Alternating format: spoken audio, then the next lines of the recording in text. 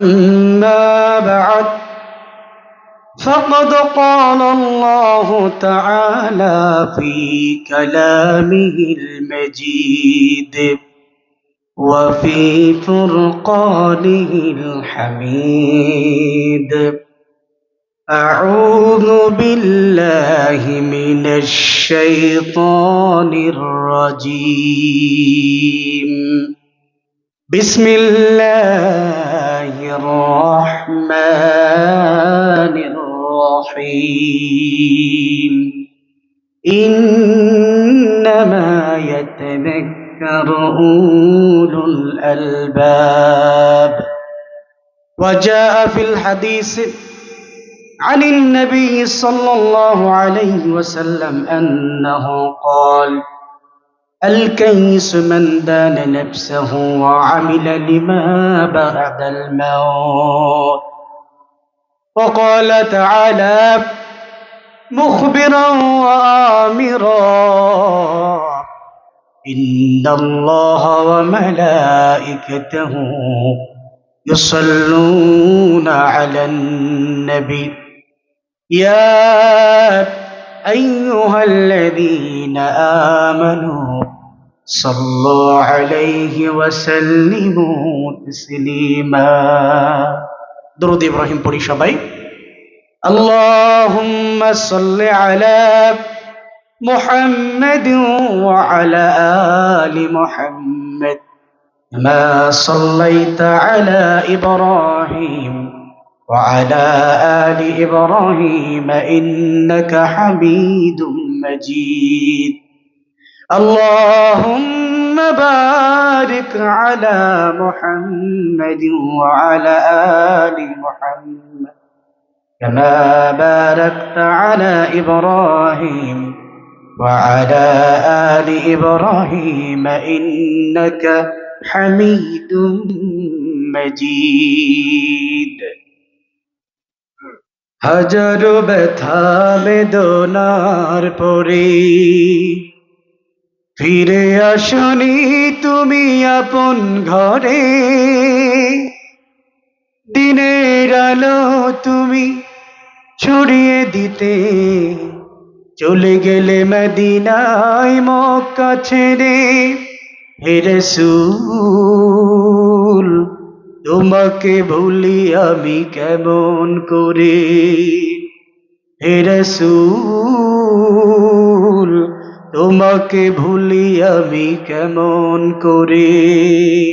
আলহামদুলিল্লাহ, বামুনখালী মধ্যপাড়া নূরে মদিনা জামে মসজিদ ও যুব সমাজের উদ্যোগে আয়োজিত অষ্টম বার্ষিক তাফসীরুল কোরআন মাহফিল, এই কোরআনুল কারীমের বাগানের সম্মানিত সভাপতি, 15 নং টাঙ্গাইল ইউনিয়নের সম্মানিত চেয়ারম্যান, সাবেক চেয়ারম্যান মহোদয়, আমাদের সকলের সুপরিচিত সর্বজন শ্রদ্ধেয় ব্যক্তিত্ব জনাব ডাক্তার আফতাবউদ্দিন সাহেব, যিনি আমার ডান পাশে বসা রয়েছেন।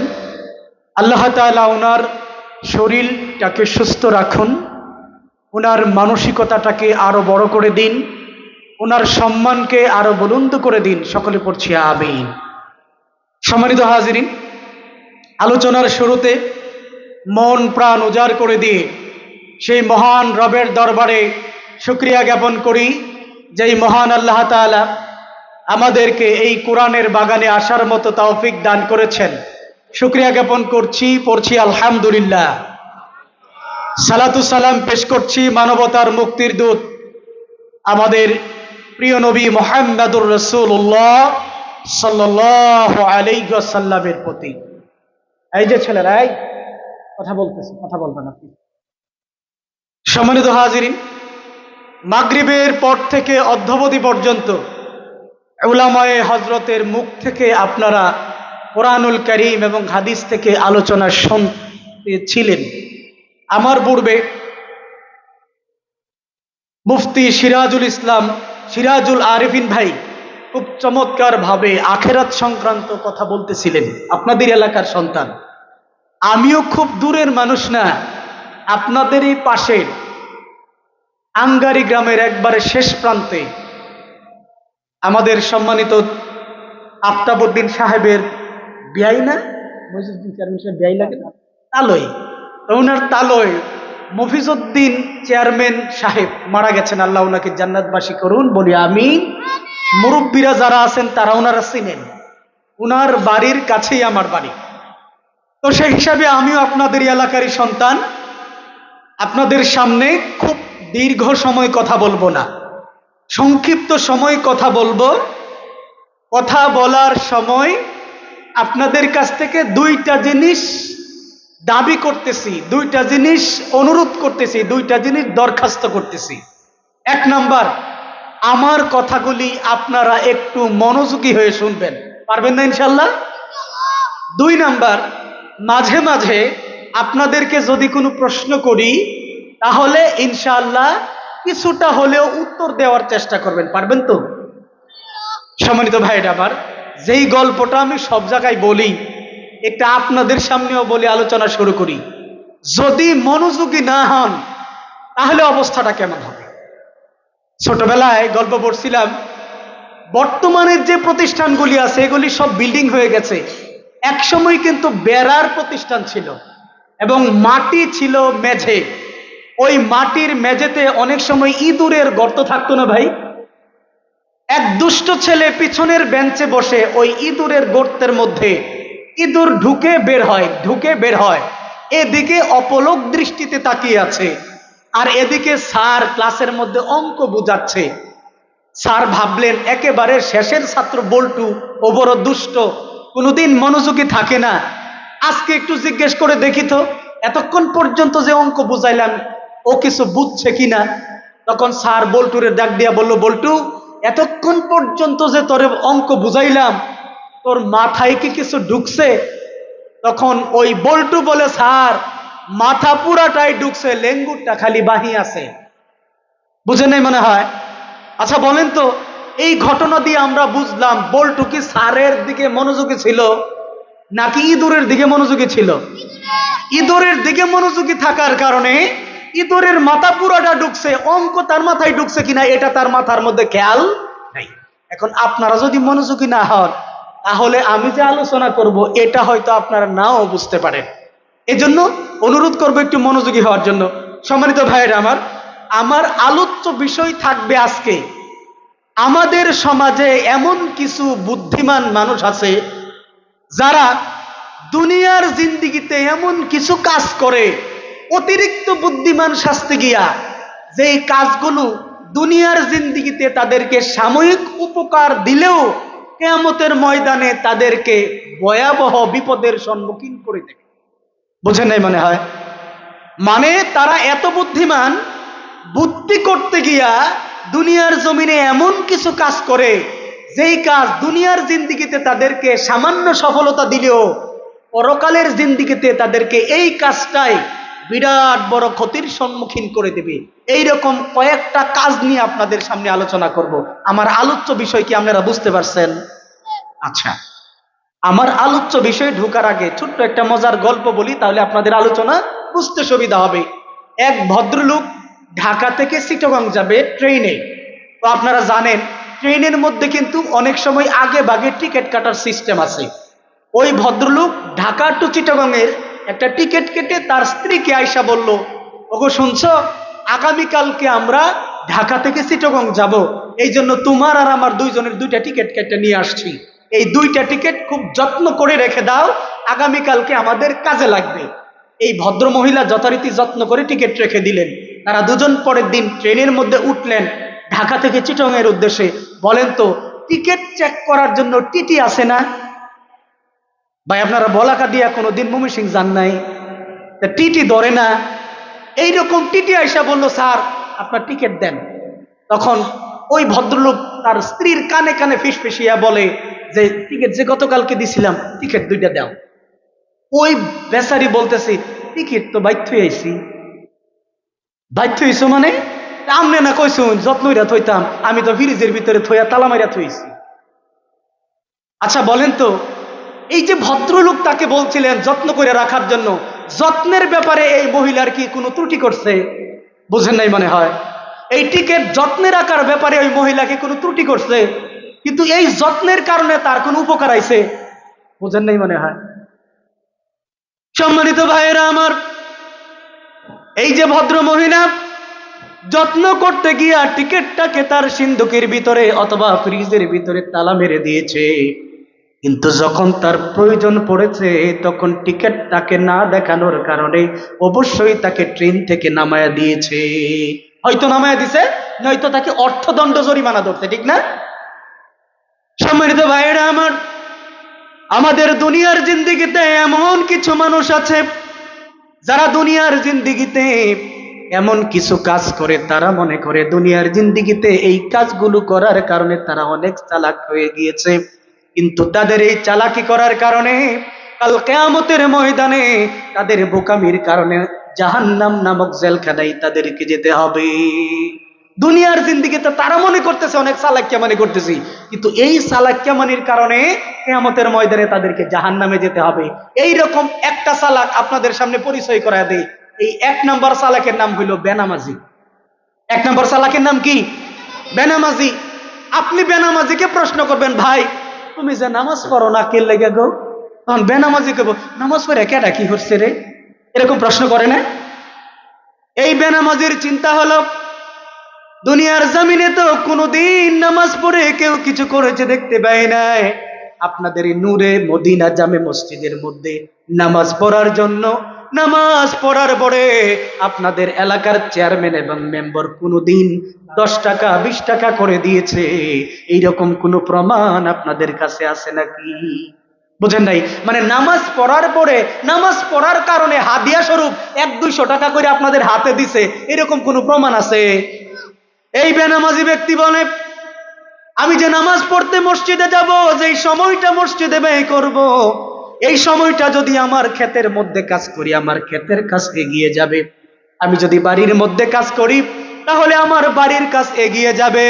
আর নামাজের মধ্যে গেলে তো কোনো লাভ আমি পাবো না। বেনামাজিরে গিয়া প্রশ্ন করেন, দেখবেন এই জাতীয় উত্তর আপনাকে দিবে।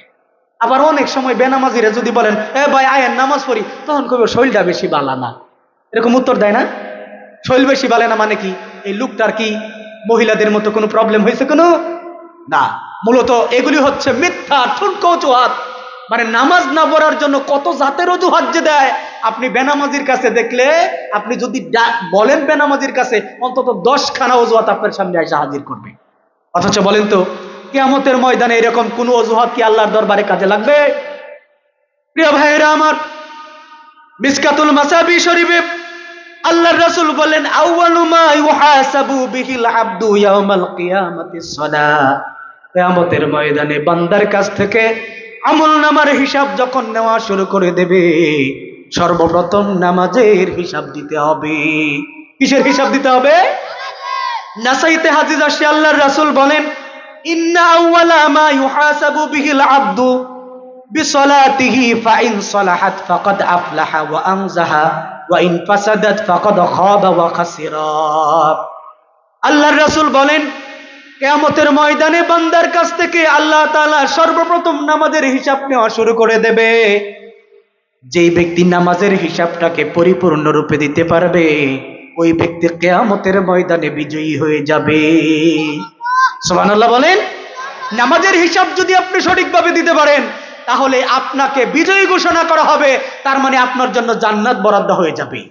আর যে ব্যক্তি নামাজের হিসাব দিতে পারবে না, ওই ব্যক্তি অবশ্যই অবশ্যই আল্লাহর রাসূল বলেছেন, খাবা ওয়া খাসিরা, ক্ষতিগ্রস্ত হবে এবং বিপদের সম্মুখীন হয়ে যাবে, তার মানে জাহান্নামে চলে যাবে। নাউযুবিল্লাহি মিন যালিক। প্রিয় ভাইরা আমার, তাহলে দুনিয়ার জিন্দেগিতে যারা টেডন মানি করে, চালাকিয়া মানি করে, মানে সময় বাঁচাইতে গিয়া নামাজের মধ্যে যায় না, তারা দুনিয়ার মধ্যে হয়তো সাময়িক লাভবান হতে পারে, কিন্তু পরকালে কি তারা লাভবান হবে না ক্ষতিগ্রস্ত হবে? আপনারা কি আমার কথা বুঝতেছেন? এবার আমরা 2 নম্বর চালাকরে ধরায় দেব আপনাদের সমাজে। দেখেন লক্ষ্য করে ওই রকম 2 নম্বর চালাক আছে কিনা। নাম্বার 2, আপনাদের সমাজে এমন ব্যক্তি আছে কিনা একটু দেখেন তো। এই যে বর্তমানে আপনাদের এলাকায় রোয়া লাগানোর জন্য আগে ক্ষেতের মধ্যে পানি নামানোর সময় চারপাশে আইল কাটছেন না কুদাল দিয়া? আমনেগো এলাকায় এটারে কি কয়? আমনেগর এলাকার আমগো এলাকা তো একটা, ওই আমগর এলাকায় উদিলওয়া। আমনেগর এলাকায় কি কয়? উদিলই কয়। ওই উদিলইতে গিয়া অনেক মানুষ দেখছেন না অন্য বেডার ক্ষেতের মধ্যে কুদাল ঢুকায় দেয়, লাইল কাটটা ফেলে, দেখছেন না এরকম? আপনার এলাকায় এরকম ভদ্রলোক নাই গো?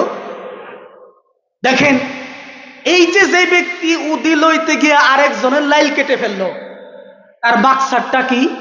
তার মাকসাদ হয়েছে এইভাবে যদি আমি প্রতি বছর 2 আঙ্গুল 4 আঙ্গুল করে লাইল কাটতে পারি, 5 বছর পরে এমনও হতে পারে 1 লিং জায়গা আমার জমিতে বাইরে যাইব।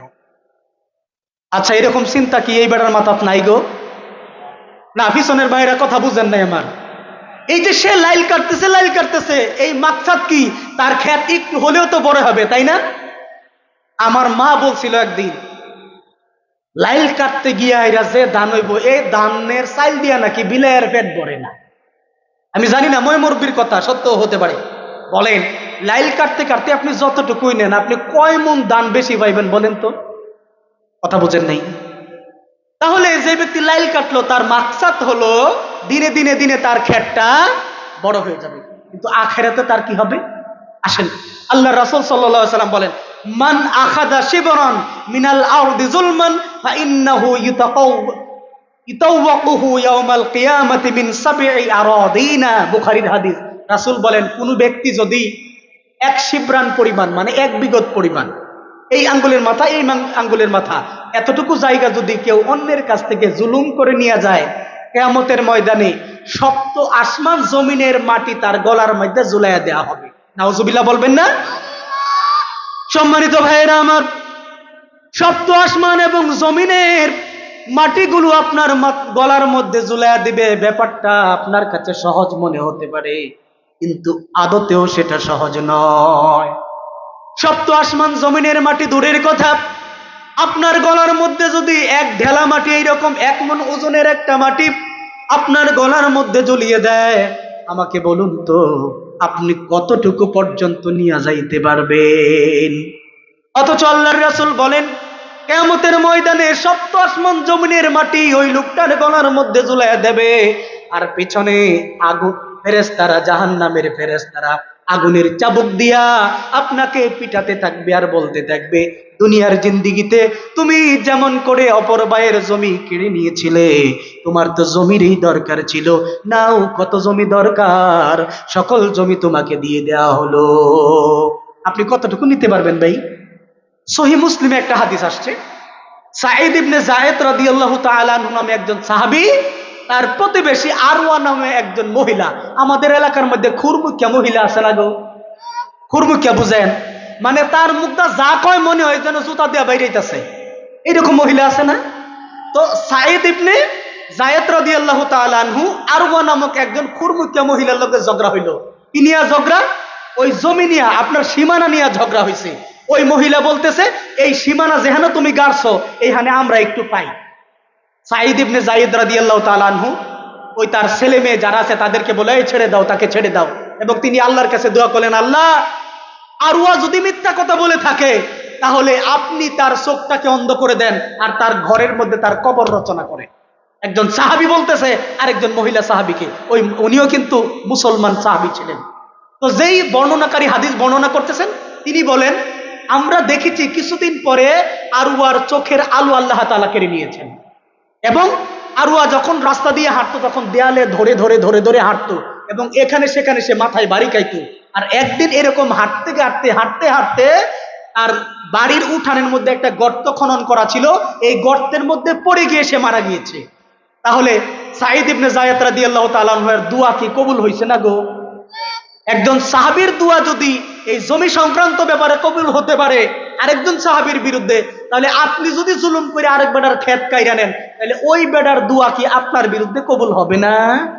তাহলে দুনিয়ার জিন্দেগিতে যে আপনার একটু জমি বাড়ানোর জন্য চালাকিয়ামানি করলেন, কিয়ামতের ময়দানে কি ধরা খাইতে হবে না? আমার কথা বুঝেন না গো? এবার আসেন, আপনাদের সামনে আমি 3 নম্বর ব্যক্তিরে স্মরণ করায় দেই।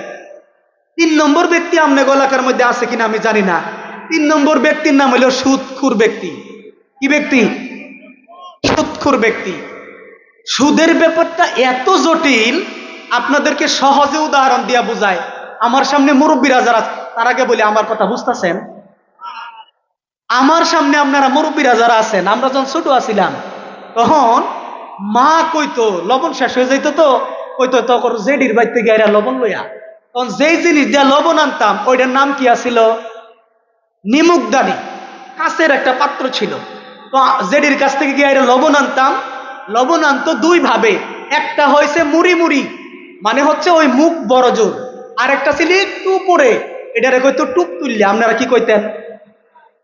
তো আমরা যখন লবণ আনতে যাইতাম তখন জেডিরে গিয়া কইতাম, জেডি আঙ্গর তো লবণ নাই, মায়া কইছে লবণ দিতেন। তখন ওই মুড়ি মুড়ি আনতাম লবণ। আনার পরে যখন আবার বারুয়াটি বাজার থেকে যখন সোমবারে আনতো লবণ, আব্বা পরের দিন গিয়া দিতে আসতাম, তখন মা বলতো আনছিলে তো মুড়ি মুড়ি, এখন একটু টুপ তুল্লা দে, এখন তো আমার লবণ আছে। তখন টুপ তুল্লা গিয়া দিতাম। দেখেন আমাদের মা চাষিরা এগুলি জানতেন না, এই যে মুড়ি মুড়ি আনছিলাম আবার টুপ তুল্লা যে দিছি, এই টুপ তুল্লা যতটুকু লবণ দিছি এইটুকুই সুদে পরিণত হয়ে গেছে। নাউজুবিল্লাহ বলবেন না? আপনারা বুঝতে পারছেন সুদ কত ভয়াবহ জিনিস? সুদ বলা হয় সমজাতীয় জিনিস। আপনি একজনের সাথে আরেকজন সমজাতীয় জিনিস, একই জাতীয় জিনিস আপনি যখন এক্সচেঞ্জ করবেন, মানে হচ্ছে পরিবর্তন করবেন, আমার কাছ থেকে নিবেন, আপনারে আমি দিব, একই জাতীয় জিনিস, এটার মধ্যে যদি কম বেশি হয় তখন এটার নাম হইল সুদ। বুঝেন নাই? আপনি আমার কাছ থেকে এক শের চাইল নিছেন, চাইলটি দেওয়ার সময় এক মুঠ বাড়াইয়া দিছেন, এইটা সুদে পরিণত হয়ে গেছে।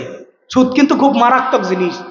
আপনি যখন সুদ করে গিয়া বলেন এই তুমি সুদ খাও কিনলে গিয়া, তখন ওই বেটা কয় সুদ যদি না খাই একটু লাগায় বাড়ায় যদি না নেই, আমি যে গরিব মানুষ এই 2-4টা টেহা দিয়া চলাম কেমনে? সুদ খুরদের কিন্তু এটা একটা যুক্তি। সুদ যদি না খায় একটু লাগা বাড়ায় যদি না চলি, তাহলে এই দুনিয়ার মধ্যে কি চলুন যাইবো? ব্যবসা করতে গেলে এই তো ক্ষতিগ্রস্ত হওয়ার সম্ভাবনা আছে। গরু একটা কিনবাম, 2 দিন পরে বেড়ামে যাইবো মইরা, তার চেয়ে বরং লাগাইয়া থইয়াম, মাসে মাসে কিছু কি আইব? সুদ আইব। সুদ তো কয় না, মাঝে মাঝে কিছু লাভ আইব, এই লাভ দিয়া চলমু। কথা কি বুঝতে পারছেন? সুদখোর যে সুদ খায় আর একটা মাকসাদ আছে না গো? কি মাকসাদ? সে দুনিয়ার জমিনে বিনা বাধায় বিনা ক্ষতিতে সে মাসে মাসে কিছু টাকা পাবে। কিয়ামতের ময়দানে কি হবে? আল্লাহ রাসূল সাল্লাল্লাহু আলাইহি ওয়াসাল্লাম বলেন, যে ব্যক্তি সুদ খায় তার ৭৬টা গুনাহ হয়। কয়টা? না আমার কথা বুঝেন না, কয়টা গুনাহ হয়? তন্মধ্যে সর্বোচ্চ গুনাহ হচ্ছে যে ব্যক্তি সুদ খায়, ওই ব্যক্তি আল্লাহ এবং তার রাসূলের বিরুদ্ধে জিহাদ ঘোষণা করে। আল্লাহ এবং তার রাসূলের বিরুদ্ধে যদি জিহাদ ঘোষণা করে, এই ব্যক্তি জান্নাতে যাওয়ার আরো কোনো চান্স আছে? আর সর্বনিম্ন গুনাহ হলো একজন ব্যক্তি তার মাকে যদি বিবাহ করে, যেই গুনাহ হয় ওই গুনাহ একজন সুদখোরের আমলনামায় চলে যায়। শুধুমাত্র তাই নয়, আল্লাহর রাসূল বলেছেন, কোন ব্যক্তি যদি জেনে শুনে 1 দিরহাম পরিমাণ সুদ খায়, 1 টাকা সুদ খায়, তাহলে মায়ের সাথে জেনা করলে, 36 বার জেনা করলে যেই পরিমাণ গুনাহ আমলনামায় আসে, ওই ব্যক্তির আমলনামায় 1 টাকা সুদের কারণে 36 বার জেনার গুনাহ আমলনামায় চলে যায়। নাউজুবিল্লাহ বললেন না? প্রিয় বন্ধুগণ আমার, আপনাদের এলাকায় একজন ব্যক্তি চিহ্নিত মদখোর, সারা রাত মদ খায়। একদিন মদ খেয়ে নূরে মদিনা মসজিদের মধ্যে মাতাল হয়ে গিয়া ইমাম সাহেবের পেছনে দাঁড়ালো। আমাকে বলেন তো, আপনারা কি এই লোকটাকে নামাজ পড়ার জন্য অনুমতি দেবেন, নাকি ঘাট ধরে মসজিদ থেকে বের করে দেবেন? কি করবেন? বুঝেন নাই? মদ খায়া লোক গেছে নামাজ পড়তে, নামাজ পড়তে দিবেন না বের করে দেবেন? অথচ মদখোরের জন্য মায়ের সাথে জিনা করলে গুনাহ হবে, এইরকম কোন হাদিস আমি পাই নাই। সুদখোর ব্যক্তি সুদ খাওয়ার কারণে মায়ের সাথে জিনা করলে গুনাহ হয়, এই ব্যাপারে অসংখ্য সহিহ হাদিস বর্ণিত আছে। অথচ এই সুদখোর যেই সুদখোর সুদ খাওয়ার কারণে মায়ের সাথে জানা হয়, এই সুদখোর হলো আপনার মসজিদের ক্যাশিয়ার। আমার বুঝে আসে না, যেই সুদখোর সুদ খাওয়ার কারণে মায়ের সাথে জানার গুনাহ হয়, ওই সুদখোর মসজিদের ক্যাশিয়ার হয় কেমনে? এই সুদখোর মসজিদের ক্যাশিয়ার হওয়ার কারণে ইমাম সাহেব মসজিদের মধ্যে দাঁড়িয়ে সুদের বিরুদ্ধে কথা বলতে পারে না। যদি এই সুদখোর মসজিদের সভাপতি না হতো, ক্যাশিয়ার না হতো, তাহলে ইমাম সাহেব অন্তত বুক ফুলিয়ে সুদের বিরুদ্ধে কথা বলতে পারতেন। প্রিয় হাজিরিন, এই সুদের ব্যাপারে আমাদেরকে জিরো টলারেন্স থাকতে হবে। এই সমাজ থেকে সুদকে ঝেঁটিয়ে বিদায় করতে হবে। যতদিন পর্যন্ত সমাজের মধ্যে সুদ থাকবে ততদিন পর্যন্ত ইসলামিক অর্থনৈতিক ব্যবস্থা সমাজে কায়েম হবে না। বোঝেন নাই মনে হয়? প্রিয় ভাইরা আমার, তাহলে আমরা কয় নম্বর ব্যক্তিরে পাইলাম? আর 5 মিনিট আমার দেউন যাইতো না গো, কথা কয় না। আর 5 মিনিট দিতে পারবেন না? আমার কথা বুঝতেছেন? তাহলে আমরা কয় নম্বর ব্যক্তি পাইলাম? 3 নম্বর গেল। এবার 4 নম্বর আসেন। এমন মানুষ আপনাদের সমাজে আছে নাকি যেই মানুষ এই উনার কাছে গিয়ে আমার বদলাম কয়, আমার কাছে উনার বদলাম কয়, উনার কাছে এক মুখ নিয়ে যায়, আমার কাছে এক মুখ নিয়ে যায়, এইটারে কয় দুই মুখিয়া মানুষ। কি কয়? আল্লাহ রাসূল সাল্লাল্লাহু আলাইহি ওয়াসাল্লাম বলেন, কিয়ামতের ময়দানে তোমরা মানুষের মধ্যে সবচাইতে নিকৃষ্ট মানুষ হিসাবে পাবে যেই ব্যক্তির দুই মুখ ছিল, একজনের কাছে এক মুখ নিয়ে যাইতো, আরেকজনের কাছে আরেক মুখ নিয়ে যাইতো। এটার শুদ্ধ ভাষায়, সহজ ভাষায়, গ্রাম্য অঞ্চলে আমরা বলি মুনাফিক টাইপের মানুষ। কি টাইপের মানুষ? যে সবার সাথে তাল দিয়া চলে, উমুকের সাথেও তাল দেয়, উমুকের সাথেও তাল দেয়। এই ব্যক্তি ওয়াজের মঞ্চেও যায়, গানের মঞ্চেও যায়। যার কাছে সব ঠিক তার নাম মুনাফিক। বুঝেন নাই মনে হয়? যার কাছে সব ঠিক তার নাম। ছোট্ট একটা গল্প মনে পড়ছে, কইলাইতাম। এদিকের বাইরে আমার দিকে মনোযোগী না। আচ্ছা, তার আগে আমাদের সভাপতি মহোদয় বলতেছেন আপনারা একটু চাপ দেন, একটু কষ্ট করবেন, একটু জিকির করেন। লা ইলাহা, জোরে লা ইলাহা, জোরে লা ইলাহা। এই পৃথিবীর ওই আকাশের মালিক তুমি রহমান, তোমার দয়া সবার মাঝে নদীর মতো বহমান। লা ইলাহা, ও লা ইলাহা, জোরে লা ইলাহা, লা ইলাহা ইল্লাল্লাহু মুহাম্মাদুর রাসূলুল্লাহ সাল্লাল্লাহু আলাইহি ওয়াসাল্লাম। বলছিলাম মুনাফিকের একটা গল্প বলবো আপনাদেরকে। এক ভদ্রলোক লাউ লইয়া বাজারও গেছে। কি লইয়া? আপনাদের এখানে বাজার আছে না, কালী বাজার? বাজারে লাউ বিক্রি কইরা পরের দিন চাচার সাথে আইসা গপ্প করে, চাচা গতকালকে তো লাউ লইয়া বাজারে গেছিলাম। চাচা কয়, লাউ লইয়া বাজারে গেছে তো যাবি, এটা বেচার জিনিস বেচবি না? তখন বাতিজা বলে, চাচা কিছুক্ষণ পরে পুলিশ আইছে লাউ কিনার লাগিয়া। পুলিশ তো মানুষ, সেও তো খায়, লাউ তো কিনবই। তো দাম জিগাইলো, আমি দাম কইলাম 50 টাকা। ঠিকই তো আছে, লাউয়ের দাম 50 টাকা, তুই কইবি না? পুলিশে দাম করলো 30 টাকা। ঠিকই তো আছে, 30 টাকা কইছে, 50 টাকা কইছ কি 50 টাকা দেওয়া লাগবো, একটু কম সম কইতো না? তো আমি পুলিশকে কইলাম, এই মিয়া 50 টাকার জিনিস আবার 30 টাকা কয় কেমনে? 40 টাকা কইতে পারলেন না, 45 টাকা কইতে পারেন না?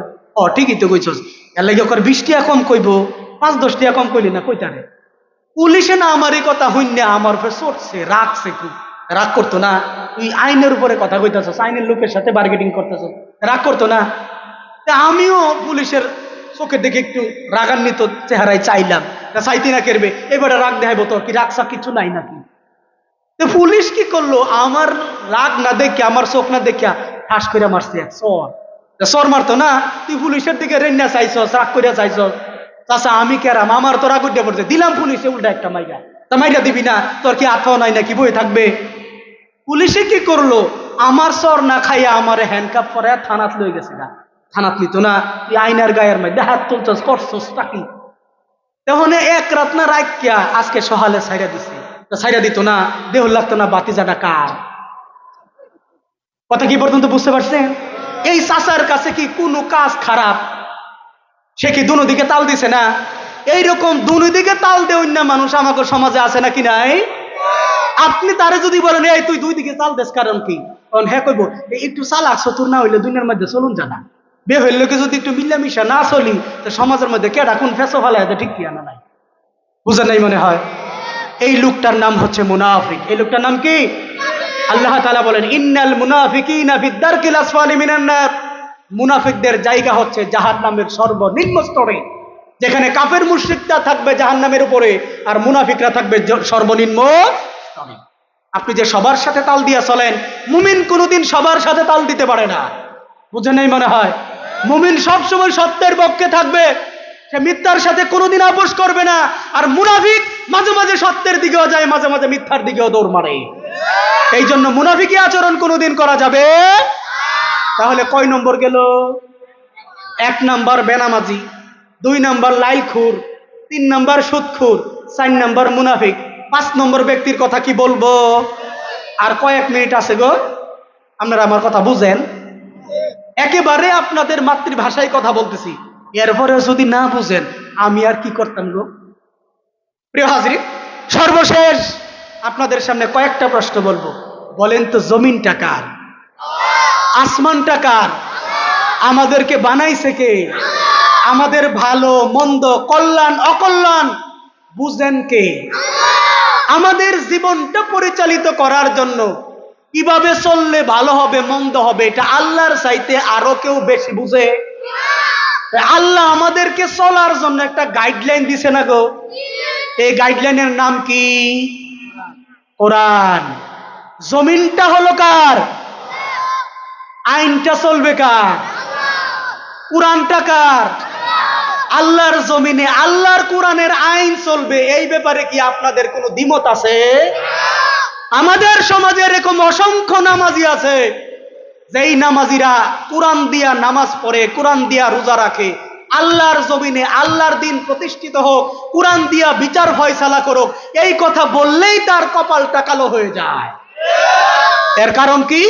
কারণ হলো কোরআন দিয়া যদি দেশ শাসন হয়, কোরআন দিয়া যদি সমাজ শাসিত হয়, তাহলে তাদের যে নেতৃত্ব আছে ওই নেতৃত্ব থাকবে না। প্রিয় ভাইয়েরা আমার, এই যে যেই ব্যক্তিরা কোরআনের বিরুদ্ধে অবস্থান করে, কোরআনের আইনের বিরোধিতা করে, ওই ব্যক্তিরা মূলত কোরআনুল কারীমকে সকল জায়গায় চায় না। মন চায় যতটুকু, চায় তারা ততটুকু। যতটুকু মানলে তাদের বিপদ আপদ হবে না ততটুকু কোরআন মানে, আর যতটুকু মানলে বিপদ হবে ওইখান থেকে নিজেকে আস্তে করে সরায় নেয়। বোঝেন নাই মনে হয়? এইরকম শুধু সাধারণ মানুষ নয়, আমাদের আলেম উলামাদের মধ্যে অসংখ্য আলেম আছে, হুজুর সব কথা ভাল লাগে, এখন এইগুলি বলা যাবে না, কোরআনের কথা বললে আবার কোন সময় কোন বিপদ এসে হাজির হয়। কিন্তু আমাকে বলেন তো, কোরআনের বিষয়গুলো একজন আলেম ভালো জানে নাকি জাহেল ভালো জানে? কোরআনের আইন কানুন বিধিবিধানগুলো আলেমরা বেশি বুঝে নাকি সাধারণ মানুষ বেশি বুঝে? এখন আলেম যদি এই ব্যাপারে পিছপা হয়ে থাকে, তাহলে সাধারণ সলিমুদ্দি কলিমুদ্দি বসিরুদ্দি তারা কি সামনে আগাইতে পারবে? এই জন্য আলেমদেরকে কি এই ব্যাপারে আগায় আসতে হবে না ভাই? কিন্তু আলেমরা যদি পিছনে থাকে তাহলে গতি কি? আল্লাহ তাআলা বলেন, وَمَن يَبْتَغِ غَيْرَ الْإِسْلَامِ دِينًا فَلَن يُقْبَلَ مِنْهُ। আল্লাহ তাআলা বলেন, কোন ব্যক্তি যদি দুনিয়ার জিন্দেগিতে ইসলাম না মানে, ইসলামের বিধিবিধানগুলো না মানে, অন্য কোন বিধিবিধান মানে, মানুষের তৈরি করা আইন সংবিধান দিয়া জীবন পরিচালিত করে, দেশটাকে পরিচালিত করে, তাহলে ওই ব্যক্তির কাছ থেকে আমি এটা গ্রহণ করব না, বরং তাকে জাহান্নামের মধ্যে নিক্ষেপ করে দেব। নাউজুবিল্লাহ বলেন। আর একটা আয়াত বড় মারাত্মক। বলছিলাম, কোরআনের মধ্যে আল্লাহ আইন দিছেন, এই আইন যদি আপনি না মানেন, কোরআন যদি না মানেন, কোরআনের কাছে যদি না যান, কিয়ামতের ময়দানে আল্লাহ আপনাকে অন্ধ করে উঠাবেন। কি করে উঠাবেন? আপনি প্রশ্ন করবেন, লিমা হাশারতানি আ'মা ওয়াকাদ কুনতু বাসীরা। আল্লাহ, তুমি আমারে অন্ধ বানায় উড়াইলা কেন? আমি তো দুনিয়ার জিন্দেগিতে অন্ধ ছিলাম না, আমি তো দুনিয়ার জিন্দেগিতে চক্ষুষ্মান ছিলাম। তখন আল্লাহ বলবে, বান্দা, তোমারে যে উঠাইছে কেন জানো?